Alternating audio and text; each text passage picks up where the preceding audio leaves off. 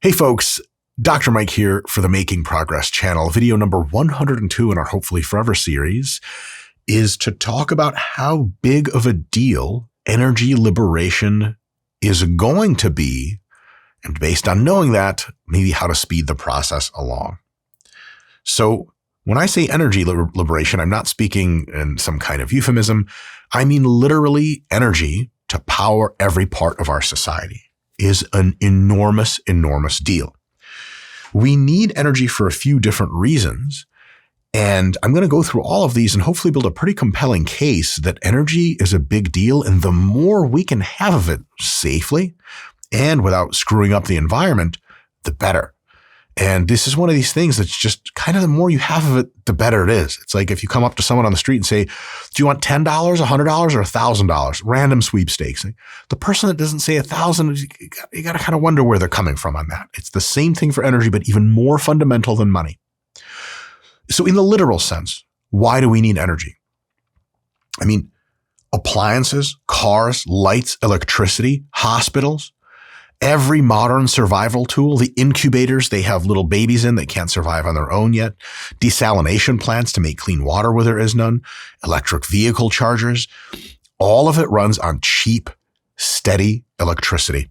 Two things: cheap, so you can use a crap load of it, and steady, so there's no what's called power intermittency. Power intermittency is when you have power 1 hour, but you don't have power the next hour.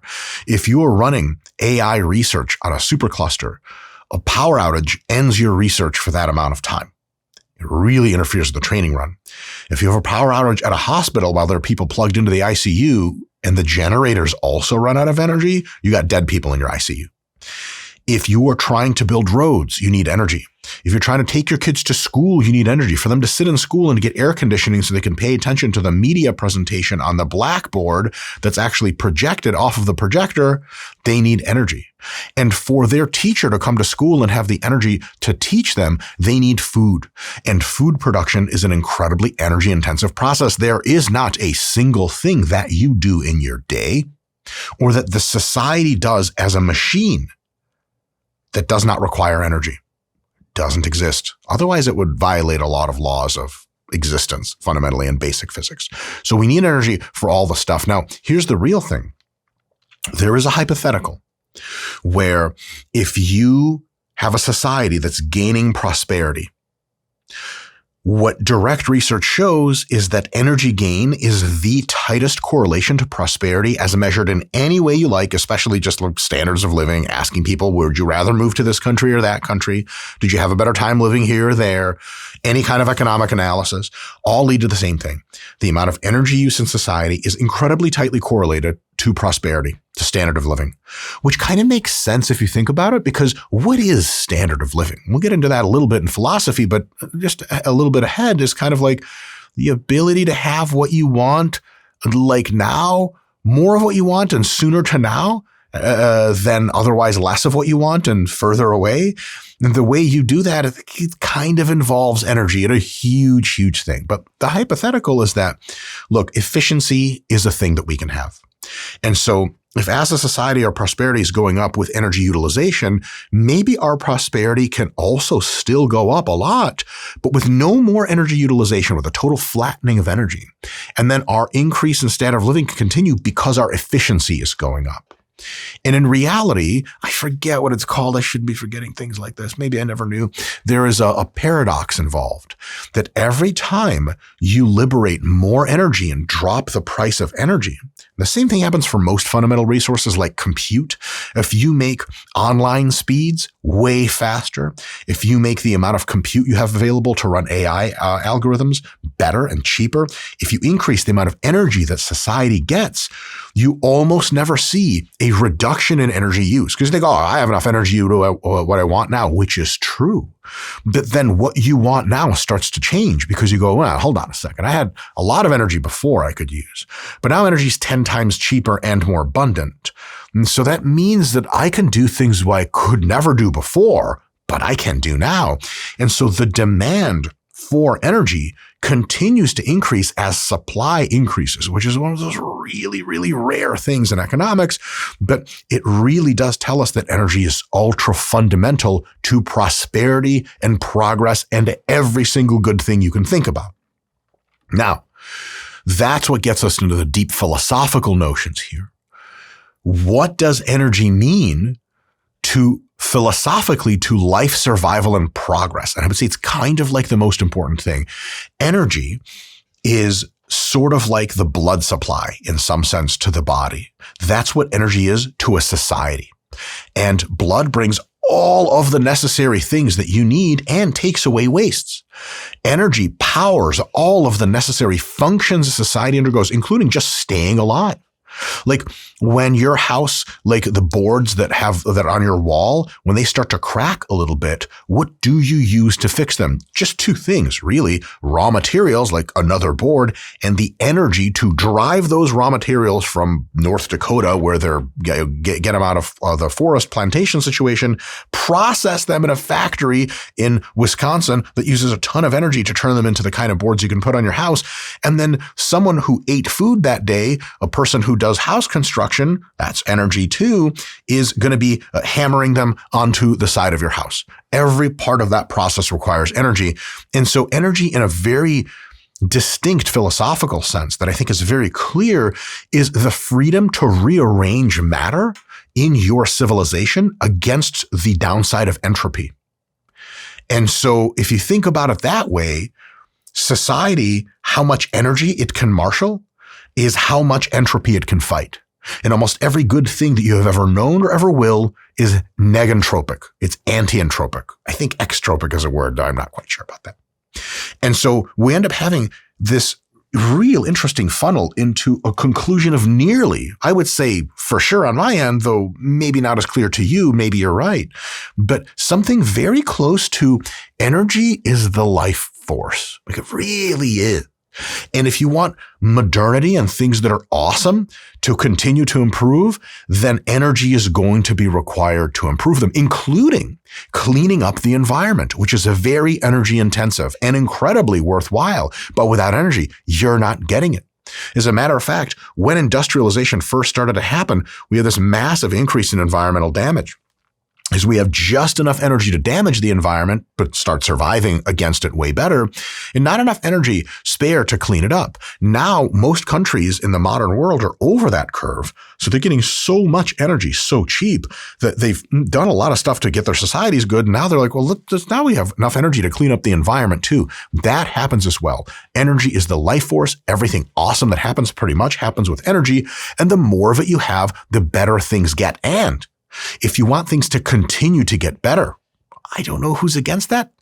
You want more energy liberated for use. That's part one. Part two is that demand for energy is only ever going up organically. And so short of some kind of government decree that artificially caps the supply of energy and increases the cost, which we currently live under a system like that to some extent, baseline people going about their business voluntarily increases constant energy demand. There are a few ways right now in which energy demand is really increasing. One is the AI revolution. Data centers require a crap load of energy. Now, here's the thing. You might say correctly, I might add, that over the course of the next 10 and 15 years, data centers will become phenomenally more energy efficient. That is guaranteed.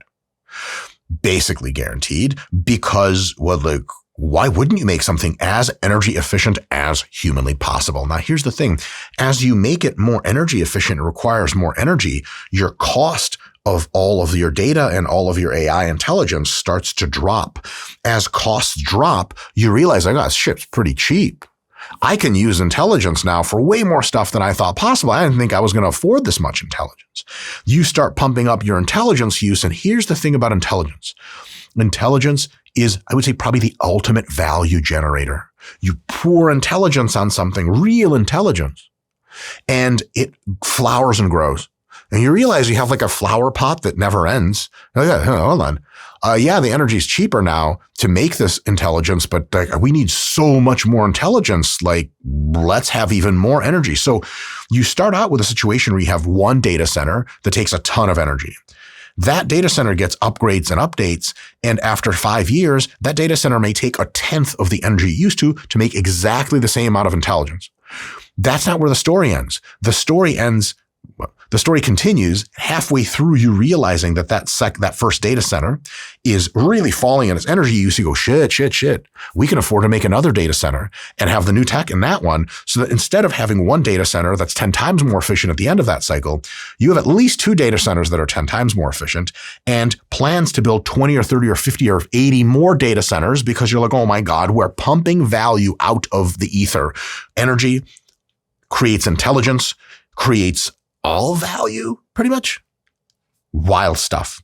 And so we currently live in a society which doesn't draw as much energy, which is to say, does not have as high of a standard of living as it could if it could meaningfully use more energy.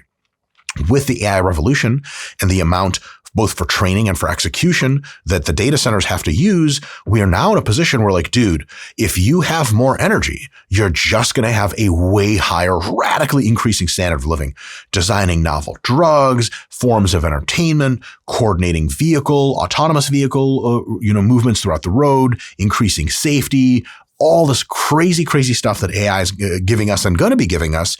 Now we're like, okay, we see the curve of our society is going to be getting better, but we know that curve is literally propped up by energy. Not a debate at all. It's just a thing that's happening. And a bunch of analysts are saying almost all of these estimates are low end, because they usually don't involve the exponential.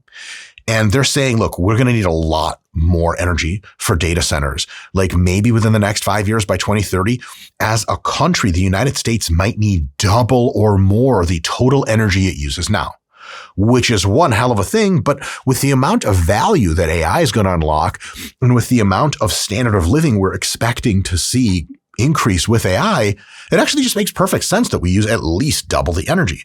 So here's the situation now, and why I'm making this video. We currently use not so much energy by the standards which we could. And some of the blockages for that are artificial, basically government policy and people on various sides of the left and right having a lot of feelings instead of a lot of thoughts. And we need to get to up here way more energy. And I'm trying to get folks who are listening to this, including yourself, to be like, you know what? Yeah, that actually makes sense. And I think we should liberate as much clean energy as possible, open the dam, so to speak, so that we get all of these wonderful benefits instead of delaying the living crap out of them.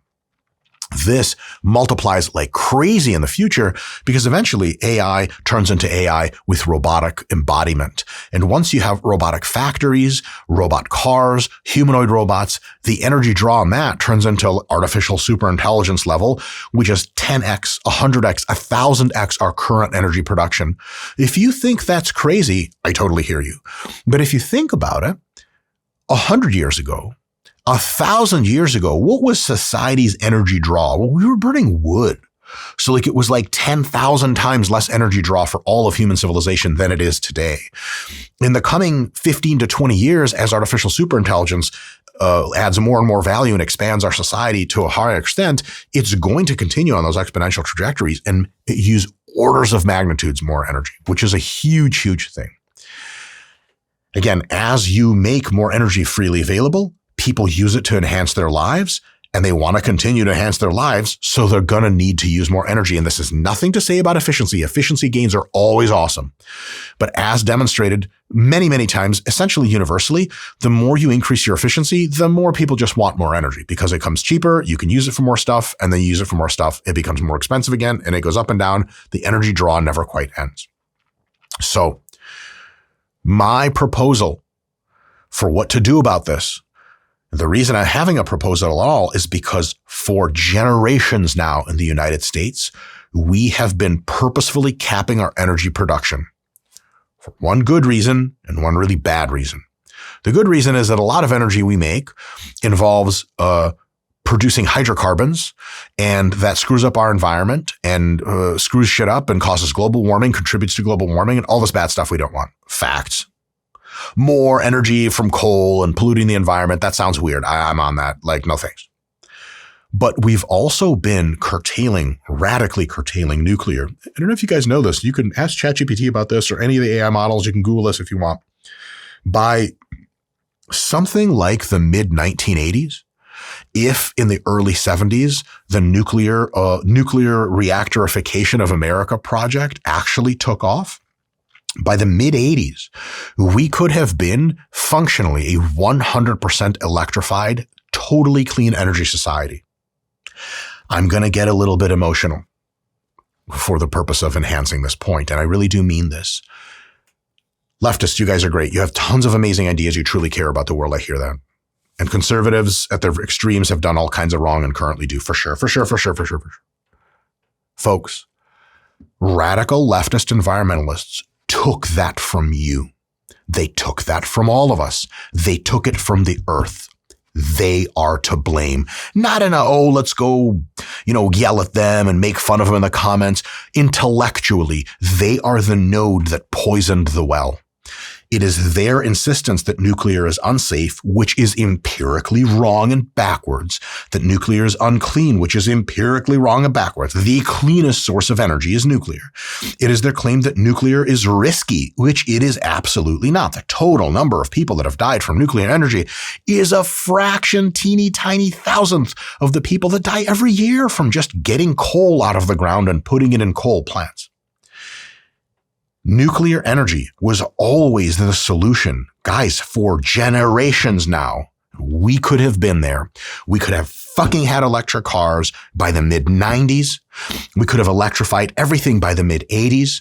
We could have had a future society already. But we didn't because of anti-nuclear energy policy. It is almost impossible to approve a nuclear reactor for construction. The expense of constructing a nuclear reaction, when you put in absolutely pointless regulation, multiplied by insanely long approval times, multiplied by not in my backyard NIMBYism, the people like, I don't want a nuclear plant in my city. It's going to blow up like an atom bomb. Turns out you just slept through high school physics. That's fucking impossible. That is not how meltdowns occur. Because of all that, it takes a question mark amount of time to get an infinity cost nuclear plant approved, so people just basically don't do it anymore. And I'm telling you here right now that 99% of that are man-made problems. They are regulatory fictions that if you just change government regulation, within 2 or 3 years, you're going to get nuclear reactors online around the United States and around the world that are incredibly safe, solve forever our problem of getting as much energy as we need, and is just the logical thing to do and always was. Do you guys remember back, like the Salem witch trials happened? Killed a bunch of innocent ass people and put them in jail for being witches. And then like later we were like, oh yeah, like there never actually were things called witches. These are children's stories, make-believe paranormal nonsense. Literally no one's ever been a witch. Ever. No one's had magic powers. It's just crazy to say out loud, right? We're going to look back at the 70s, 80s, 90s, 2000s, 2010s, and unfortunately through the middle of this decade, anti-nuclear stance for much of politics as that shit. Backwards, total nonsense. There's not a single thing to stand on there at all. Like Greta Thunberg level of total wacky fucking insanity. We can fix this. But human beings and voters probably should know this is a thing that needs to be fixed. So a big thing we can do, and it's already happening, thank God, but it can happen way faster, is the approval of small modular nuclear reactors. These are nuclear reactors that basically fit on the back of a truck. You drive them over to a site, you plug them into the electric grid, you get the thing going, and it just like pumps out energy for 10 years with minimum oversight. A couple people work it, make sure that nothing happens there, a little bit of a security situation, and that's it. You can put these things every other town if you want, and like for 10 years, they just power an entire town, or 10 years, an entire farm of data centers. And you can just keep making them, and fuel for them is super fucking cheap. And we know exactly how to process their fuel to make it super safe and way the hell out of the way of anyone who's going to make it unsafe for the foreseeable future. These are absolutely solved problems. We as a political body, as humans in America and around Europe and around free Asia, just have to be like, yeah, let them do that. And the only reason it hasn't been done yet is because people are like, well, nah, I don't know. I've seen Hollywood movies about nuclear stuff. And Scott, you know the nuclear radiation symbol with the little thing in the middle and the three things off it? Oh, yeah. That's scary, right? It is, yeah. When you see that on something, you're like, oh, no. Oh, it's going to kill me. Of course, breathing in coal dust is totally fine, I guess. I don't know. And here's the thing. Renewables are coming. In 2 years or so, there's going to be a massive revolution, in all likelihood, where you'll see solar panels pop up on every goddamn thing. Why? Because the price performance of solar panels is exponentially increasing, which means in about 2 years, it's going to be stupid not to have solar panels on everything. However, the total amount of energy density that the sun shoots down on any square meter of the earth is simply not enough to power all of our civilizational needs, and not even close. Something like nuclear is a huge deal. We have small modular reactors. There are thorium reactors in the works, and a few European companies. Was it Copenhagen Atomics or something like that? Just as awesome, literally, it the fit on the back of a semi-truck, plug-and-play thorium reactor, which actually processes old nuclear fuel that's considered waste by other reactors. There are so many more miraculous innovations to make with these technologies over the next 10 years that people literally aren't allowed to make because of government decrees. Modern reactors are unbelievably safe. Even though old reactors are already safe, they're even safer. They are incredibly clean. They have a zero carbon cycle. So you guys thinking about global warming and CO2 emissions, nuclearizing the United States and then the world can end the entire conversation about global warming and carbon. It'll just end it. There's just no reason to put carbon up into the atmosphere anymore because all of our energy is totally zero to do with carbon. Some small amount from solar, some massive amount from nuclear. Those two things alone can solve all of our energy problems with zero new inventions required. Now, the new inventions will just make that process even more energy rich and even cheaper and even safer, even though we're scratching the surface of what safe even means at this point. It's like getting a golden retriever and worrying about like, well, he can bite. Like theoretically, but the last time a golden retriever bit anyone was like 1992 or some shit. He had rabies. I don't know. I'm kidding, but you guys get my point. There's still tons of room for expansion. But what I'm telling you is we don't even need any innovation. We just need to let, especially local governments in every jurisdiction, be like, all right, we want energy. We want energy. And every time we have a thunderstorm or some shit goes wrong here in Michigan and it gets cold and we don't have energy for like a few days, like power goes out, I like start cracking my knuckles about where the fuck do the government officials live? Be like, come here, Frank, turn the fucking power on. Well, I don't shut the fuck up. Shut up. Everything you do after this point needs to make sure this never happens again. Where is our small modular reactor in Southeast Michigan? Where's it at? Where are 10 of them? Where's one for each jurisdiction? I don't see them. So you don't care if we lose power in the middle of a storm because our power grid is from like the 1950s or something? Wild, baffling stuff. It is a policy bottleneck that is keeping us from this. It has absolutely nothing to do with technology, nothing to do with environmental safety, nothing to do with cleanliness, none of that shit. And we can defeat it. There is some movement in the White House currently to make the energy thing a big deal because here's how it actually works. This is unfortunate. Since 1970, from where we could have had the reactor program going, expanding America's nuclear reactors into the stratosphere, that never happened. We have been paying the mystery cost, the hidden cost of just not having enough power to be as prosperous as we could. Okay. And mostly that was like we just pattered along and people thought it was normal. Okay, fine. Right now, all of the major tech companies that do AI are having meetings with people in government and going, look, you can have just China beat us at AI. By the way, China has been nuclearizing their country for years. They have the really big disadvantage of having top-down government, which means they make crap loads more mistakes than we do. But one big advantage of top-down government is easy, obvious shit that increases the baseline welfare of society that doesn't require economic knowledge, like more energy is better. Typically, they figure out pretty well, and Chinese did. They're racing ahead in AI. We're trying. They're way ahead of us in nuclearization of energy. So folks like people from Amazon, Google, OpenAI, they're having meetings with top government officials only in the last few years where they looked ahead to their projections and go, look, AI is going to revolutionize everything. It's going to be amazing. So we just need way more power for this. We're not going to pump carbon in the atmosphere. Like we're not starting a diesel plant, putting it next to a fucking XAI server farm. That's not going to happen. So we need nuclear. We need it now. And they're sort of started the shit going.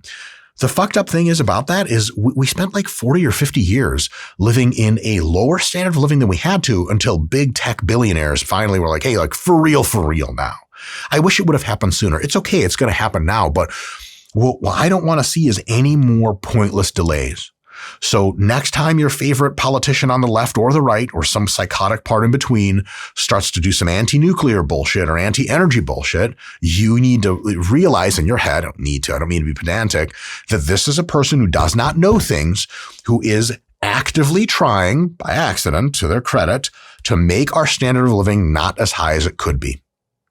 And anytime anyone dies of a disease that could have been cured, dies of an old age that doesn't have to be old in the future, or dies of lack of safety on the roads, or dies of particulate exposure from pollution, it's on that politician and the ideologues that support them, because that person didn't have to die, because we could have already been living in a higher standard of living, except we weren't, because people had a lot of feelings about it, feelings based on wild, total inaccuracies.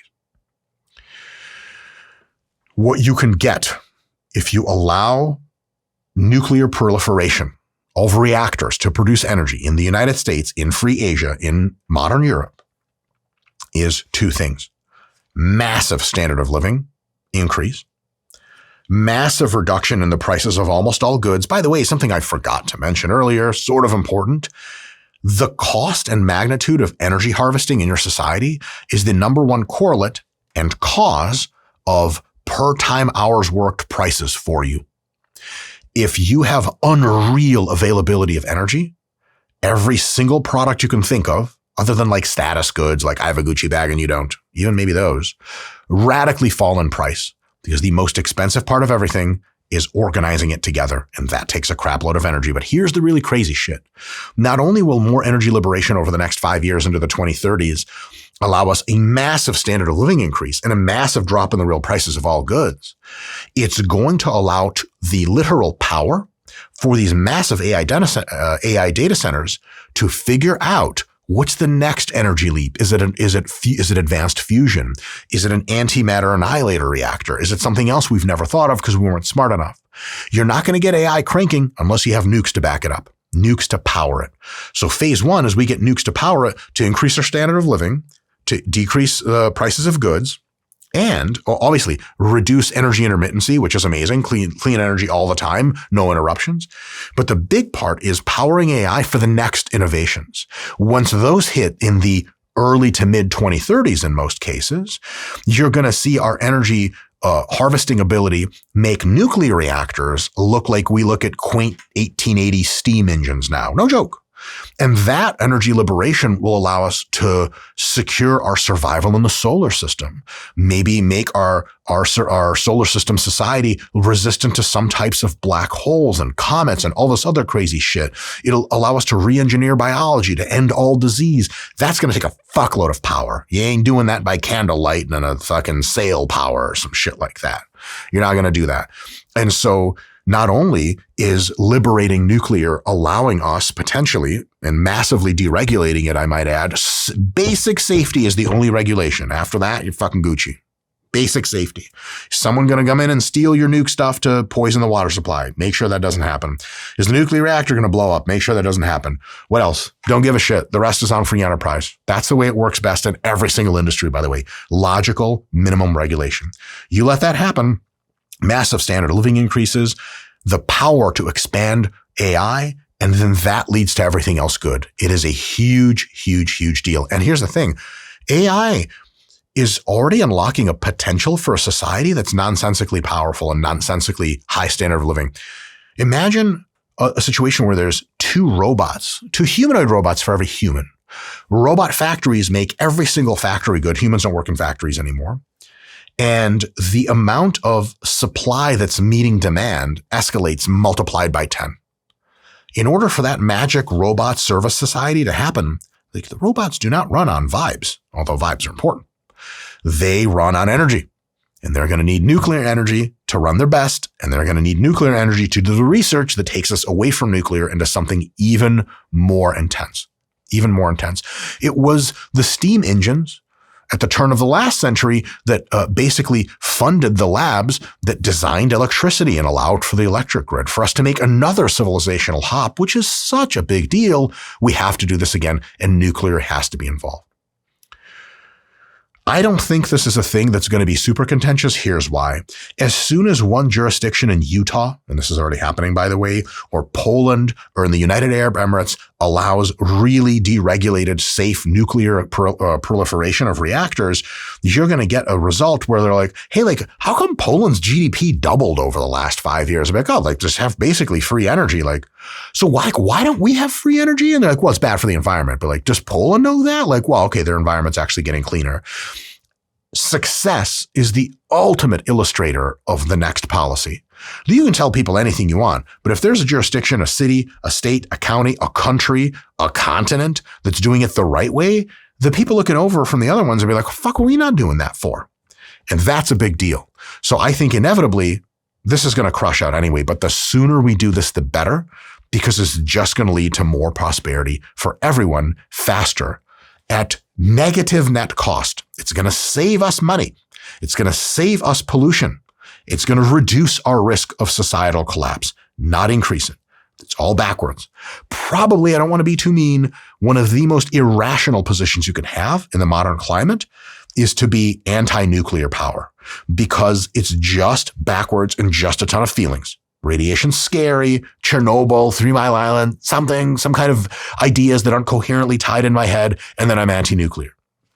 Fearing the unknown, fearing complexity is what animals do. You throw a weird orange ball at a bear that's never seen one in the wild. He's like, brrr. He runs away from it. He's scared of an orange ball. Why? Because, things that bounce up and down and are really spherical. He's never seen that before. It's freaky to him. He runs away. Don't do that with nuclear power. We're better than that. We can calmly analyze logical things and go, you know what? This is actually a really, really good idea. If you need help calmly analyzing logical things and noting which parts of your thought stream are logical and which parts are clearly tied to powerful emotions. Like, do I not want nuclear reactor proliferation because of fear? Or do I not want it because of very calm, logical points that I have? How can you tell? You can tell if you pick up and expand your mindfulness meditation practice, which will allow you to discern, okay, is this me having feelings or is this me having thoughts? Clean up that whole mess and then only do the stuff that thoughts allow you to justify rather than feelings push you into. If you want to do that, the Waking Up app is an awesome reference. We have a link in the description for a discount code for me, I think, for Mr. Sam Harris's Waking Up app. Give that a thought, give that a shot, and pro energy, pro nukes, let's fuel society in a safe, clean way and do the number one causative and correlative thing to enhance progress of every conceivable kind by using way, way, way more energy than we are now. We're not running out anytime soon. That's another discussion. We would have to be galactic in nature to even think about running out of energy. Folks, that's my shit. See you next time.